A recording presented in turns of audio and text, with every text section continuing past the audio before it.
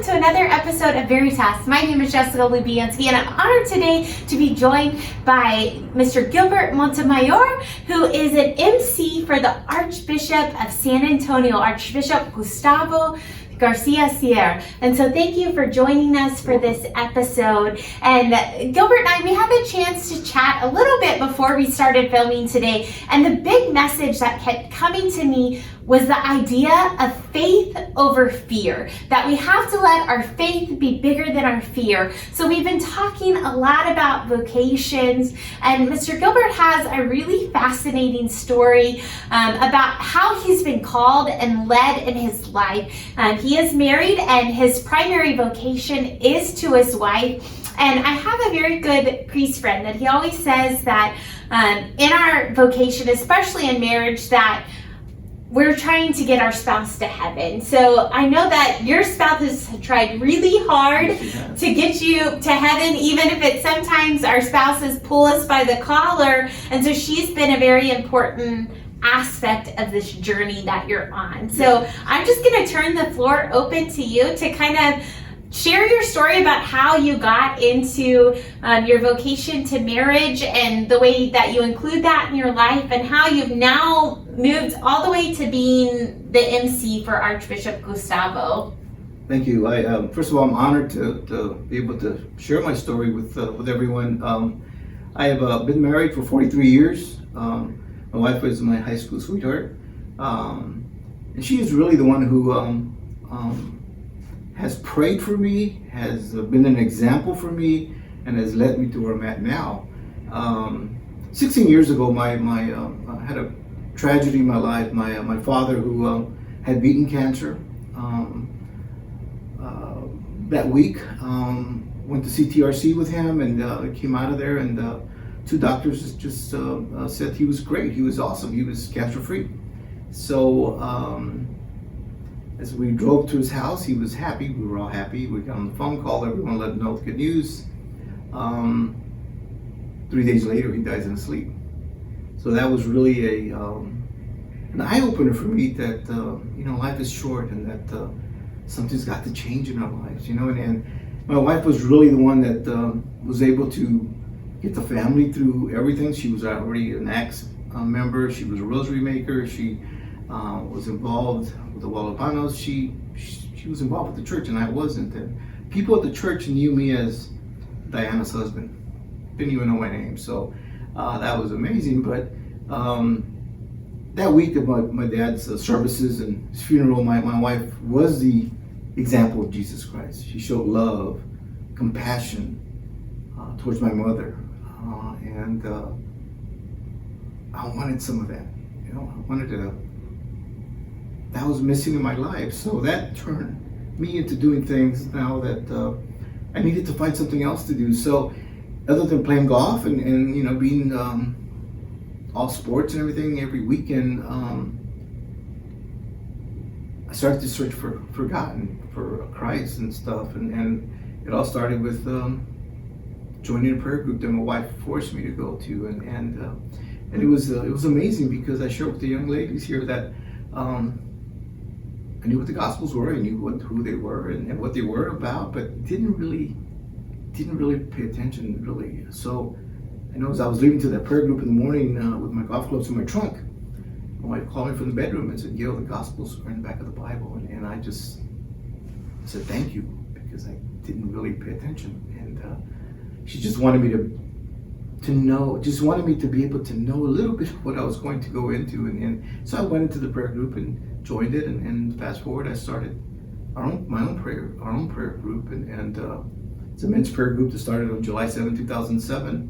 It's been 13 years, and we are right now Zooming, but that's because of the pandemic. But it's God chooses not the qualified, but the people that are not qualified, but they're willing to do something for Him. And I think in all our ministries, whatever we are called to do, if we just let Him do the work through us, nothing but good comes out of it.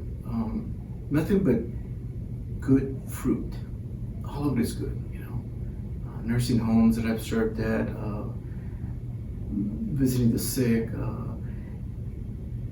Knights of Columbus, Chancellor with them, Covenant of Love. I mean, we can go on and on, all the ministries that I've been part of. We've been part of, my wife and I, and it's all been fruitful. And I was asked to join the ministry of being an MC by God, really, because it was not like calling, because my calling I always felt was to be a deacon. I always wanted to be a deacon, but it never happened. You know, I was always told that I was already doing deacon's work at our parish, and that was good. So that was okay, but I knew I still wanted to do that. So we get a new priest. The new priest says, no, because you need to continue to help me, but soon. So he finally says yes. And my wife says, whatever you need to do, whatever you want to do. So I approached the Archbishop, just because at that time I was serving with him, and he just said, Gil, I think your niche is with me. So that's okay too, because it's with his will, not mine. And I was invited to this ministry by a seminarian at our parish who came up to me and asked me one Sunday, have you entered the diaconate yet? And I said, no, it just hasn't happened. And he's like, it doesn't make sense.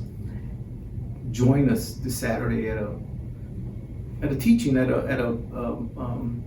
it's for MCs, and I didn't know what that MC was really. And it was our Holy Rosary. It was that Saturday morning. I signed up. I showed up, and there was like 26 other seminarians and a priest friend of mine who was a deacon at the time. And he's like, what are you doing here? I said, I don't know, but God sent me here. So, fast forward that to almost 4 years, and I am where I am because of God's love and forgiveness and mercy, because I don't deserve to be where I'm at, but I deserve because of his love. So I thank him for that. I don't be afraid, whatever he's calling you to do. I always tell them in the prayer group, if he's asking you to do something, don't be afraid, because it's all going to be fruitful. You're not going to fail.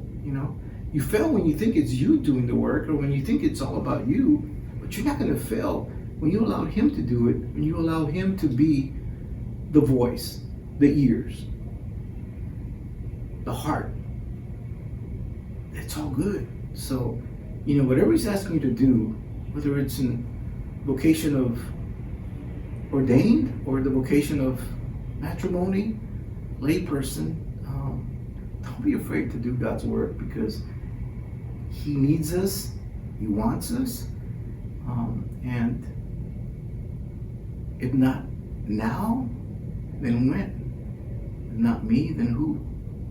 So I just think it's a beautiful thing, and a beautiful way of life, and I just think I just pray that sometimes I wonder, why didn't this happen earlier in my life, to where I could have started doing this earlier. But that's not what it was all about, it is now, and I thank him for that, because so many things have happened that have been fruitful in my life these last 16 years, and I thank him for that. So yeah, that's an awesome story, and I love how you say, do not be afraid. The word do not be afraid, and we hear about fear, there's enough stories in the Bible and enough times to hear it every single day of the year. And God's constantly telling us, do not be afraid. And we're never too old or too young to be called by God. So what advice would you have for someone that is, a little fearful, that I feel like God's calling me to this, but maybe my parents don't agree, or maybe my spouse doesn't agree? What kind of advice do you have, just practical advice for when we are afraid? Visit the Blessed Sacrament. Your answer is there. Whenever I need an answer, it's at the Blessed Sacrament. So the Eucharist is so special. That is the center of our faith. And we need to understand that, and we need to believe in that. Once we do that, the answer is there. Go to the Blessed Sacrament. Pray. Ask him to talk to you. Sit there, listen. Listen. Stop talking and listen. Your answer will come. Sometimes it comes at that moment, but sometimes it'll come outside of there. And you'll send people in your lives or messages to you through different venues, and we need to be open to that. You see, you need to be open to what's being shared with you at the point, and our answers are there.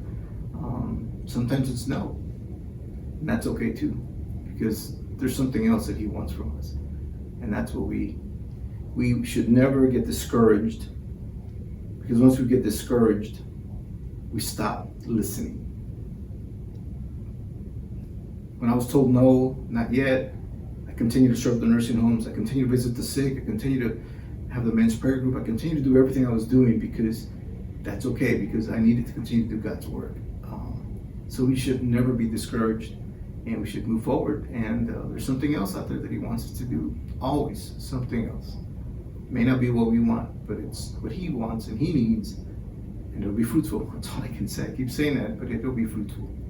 Amen. Yeah. So this week, your challenge is to visit the Blessed Sacrament, no matter what you are just starting, whether it be a vocation, something for your personal life. There's a variety of things that we discern every single day and every single week. And so you heard it straight from Mr. Gilbert. Visit the Blessed Sacrament, because there you will find your answers. There you will find your peace. We only need to be still and just listen. And at the end of the day, God is there holding the master plan, directing. He doesn't call the qualified. He equips the qualified, just like you said. And so I know that I personally have taken a lot away from our time together and from this episode of Veritas. And so I thank you for sharing some wisdom that you have. And so join us again on our next episode of Veritas as we continue to discover and talk about vocations.